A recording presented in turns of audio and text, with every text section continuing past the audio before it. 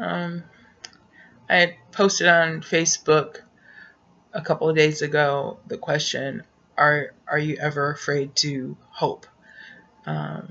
Because I don't know what it is about my life, but it's just like I don't dare hope for things or or be optimistic or even cautiously optimistic. It's like I've always got to be constantly on guard for what's going to go wrong next. Is it's sometimes it just feels like I can't catch a break. Um, you know, Today is March 27th. My dad would have been 74 years old, and on March 30th, he will have been gone a whole year.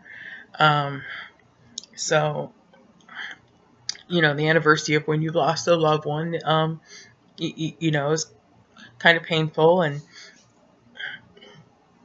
dredges up memories and whatnot. And on top of it, last Saturday, I got this call from uh, a hospital in Lorraine from back home, um, you know, about my mom, and they were trying to track down my brother to get my son because my mother was on life support and my son had been up there with her unconscious and on life support by himself for hours. My son is chronologically 32 years old, but his disability makes him more like about 12. Um, and he doesn't drive, and it was too far for him to walk. And they couldn't get a hold of my brother, so I got to spend time tracking down phone numbers and trying to get a message to him to, mom's in the hospital and I need you to get out there and get Charlie for one and check on mom, see what's going on, because I'm not there. I'm on the other side of the country, and that's sorry. Echoes over here into stuff on my desk, and so but yeah, I'm trying to cope with my dad being gone a year. Last week on Tuesday, my daughter had an outpatient surgery. Granted, it was outpatient surgery, so she went home immediately afterwards, and and there's a decision about like this big on her, and that still we go back next week to get the rest of her stitches out, and that was to remove, I forget what the technical term for it, but basically moderate type of skin cancer thing. It was growing. Okay, it wasn't just this like something that wasn't innocuous and not doing anything. It was growing. It was doing weird shit. This was like her third procedure, and this one was to make sure they got it all. Because the first procedure, basically, she just needed a Band-Aid for it. It was just to test it and to see if it was cancer, and it came back negative that it wasn't cancer, but the damn thing grew back. And so her second procedure was to get to get a bigger piece of it and get a better look at it, and that one determined, oh, this is more serious than we thought it was, and I definitely need to make sure we get it all. So yeah, it's so dealing with that, my grief, my mother in the hospital on the other side of the country, and all that,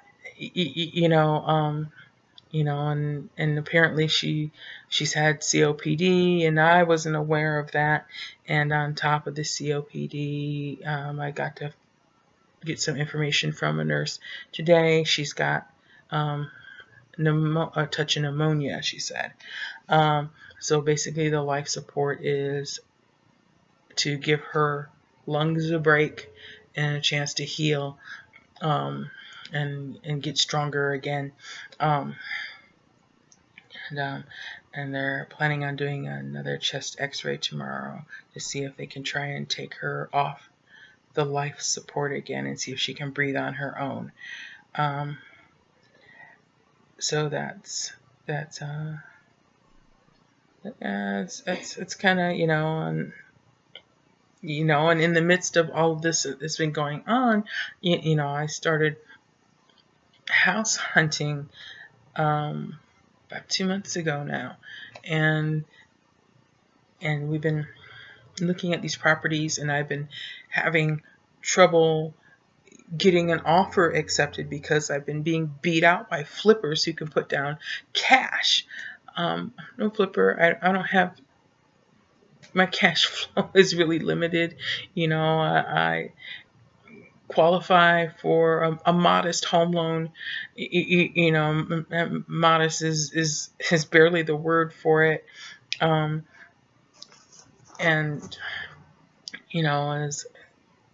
it's ridiculous. I don't have the cash flow for this. And then I just found out today that something that it requires a larger the loan requires a larger down payment than I have if the home is a manufactured home. So it's like, if it's not, doesn't work if it's commercial, multifamily, manufactured. And everything we looked at was a manufactured home. Now, what I had to explain to my daughter was, she was like, "Are all homes manufactured?" Which is technically a yes, but by manufactured home they mean a mobile home, or what most people call a mobile home. That's been manufactured in a facility and then transported and to the site where your home is going to be. So these are all manufactured homes that have been turned into real property. They come with their own little piece of land, like a stick-built house. So if this, we didn't see one stick-built house. There's not a lot of those in the area I was looking in, because I really don't want to be in the city. And even here in the city, a lot of the houses are manufactured homes, and so I don't even know what to think, so they're trying to figure out how to juggle their way around this so that I can buy this home that we finally found for us, in a little HOA community. I mean, it's not inexpensive. Like, some of the HOA here in the city are, $100 to $200 a month. Some are more, depending on, gated community, things like that. But this is just like a little, I guess, the ghetto version of an HOA. It's not gated or anything like that. And it's set up, I guess, to, you buy your little piece of land, and every home that's in here is a manufactured home. There's no stick-built houses in here.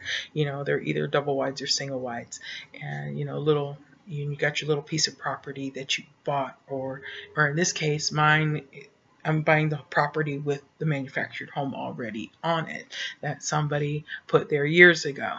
Or at least that's what I'm trying to do.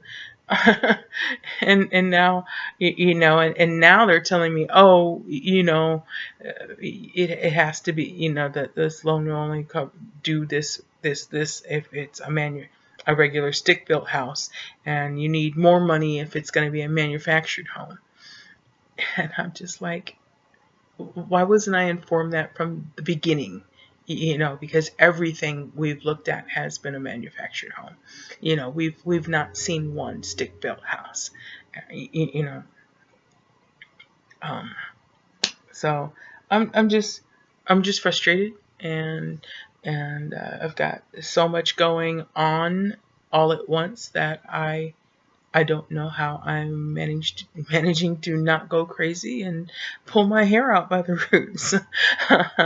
I mean, I don't know what to think of all this stuff that can't seem to line up for me in any way, shape, or form. Um, that everything in my life has to be a struggle. Um, you know, nothing ever just falls into place. You know, they're asking me, you know, at work if I'm planning on transferring to the Pahrump store. Well, I'm not planning on transferring anywhere if I can't get a house in the area where I want to be. And my transfer was so difficult from Utah to here. You know, I went a whole month where I didn't work trying to get one of the stores here to accept me. That you know, I at this point I'm not planning a transfer. I'm planning to commute back and forth to work. Um, yeah, it'd be like an hour drive, but that's okay. I can deal with that. Um, yeah, I'm just I don't even know what to do to fix things. You know, these people more money down than I have ready to put down. I mean, yeah, I got my income tax return and I have sat on what I thought I needed, but in the meantime, there are things that needed to be done. That money came out of my income tax return, and you know, it was my vehicle was due for its oil change. I just had to renew my registration on it, which required a small check and then all the registration fees. So that ran over, you know, $100 for that stuff alone, about $125 altogether. And you know, and then, you know, back and forth, the gas, driving back and forth to look at houses, um, and you know, and of course, you know, dealing with her medical, you know, and occasionally, you know, when you're running from here to there and there to here, you know, you didn't have time to cook at home, so you gotta stop and grab something to eat. And we're not fancy dinner people. It's usually just, you know, maybe McDonald's or maybe Burger King if we do need to stop. Uh, I think we did one nice, or no, maybe two nice meals at Denny's, and then we still stuck to like the cheaper stuff. Um, you know, we're not being extravagant in any way, shape, or form, but you know, especially I think, you know, the gas back and forth to look at houses and house hunt is probably what may have put the biggest dent in it. But yeah, and to suddenly say, oh, you're gonna need about, you know, $1,250 more dollars than you got than we originally told you, out of the blue, when I have an accepted offer and I only have, oh my gosh, you know, I finally got an accepted offer. It's ridiculous, and probably the only reason you know, a flipper didn't scoop this one out from under me is because it wouldn't have been a profitable flip. You know, the money that they would have needed to buy the house cash and then fix it up, and then to try and make a profit on that, you know, in the little community where it's at, would not really be profitable for a flipper. Um, you know, so they would be lucky to break even if they didn't put themselves in a hole. Um, so I'm just like, oh my gosh, this is ridiculous. It's crazy. And there hasn't even been an appraisal yet to say exactly what the house is worth. And from what I understand, the bank, you know, once the appraisal comes in, if it's less than the original settled price, the sellers will have to settle with that lower price of what the house is actually worth. Um, but if it turns out the house is worth more than, which I doubt highly, you know, the price that we settled on is what I get it at. And, you know, and I just get a little equity in the house if it turns out to be worth a little more than the original price we settled on. So, and when we were viewing it the other day, me and Cherokee, the lady was like, "You want to take pictures?" And I wanted to take pictures. I did, but dang it, I'm scared. You know, I'm afraid if I take a picture, I'm jinxing myself. I want to take a picture and say I think I'm getting this, and then not get it. You know, I don't dare to have hope. You know,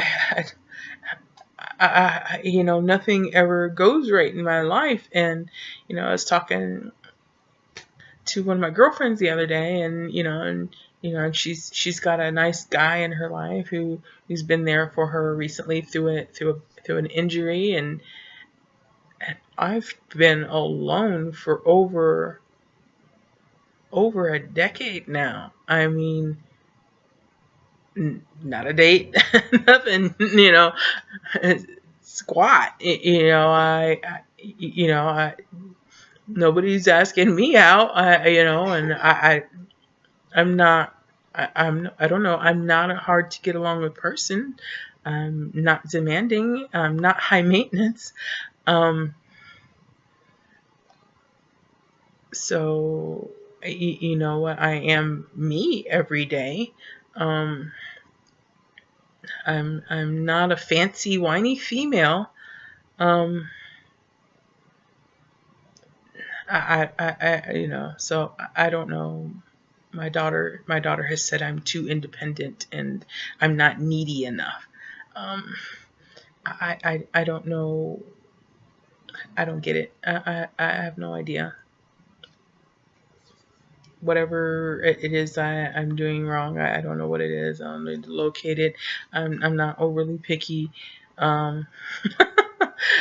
Believe me, if you saw a couple of my ex-boyfriends from my younger days back when I was a hot smoking thing, you would know that I was not picky.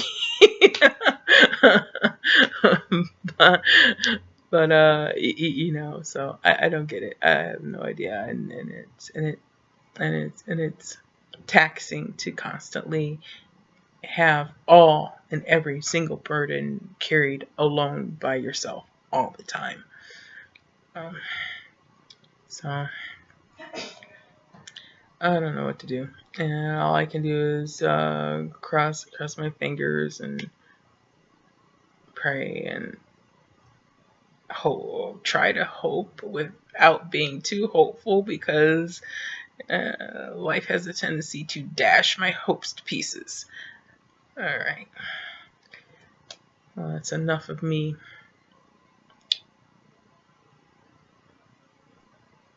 Doing whatever it is I need to kind of cope here. All right. So, peace.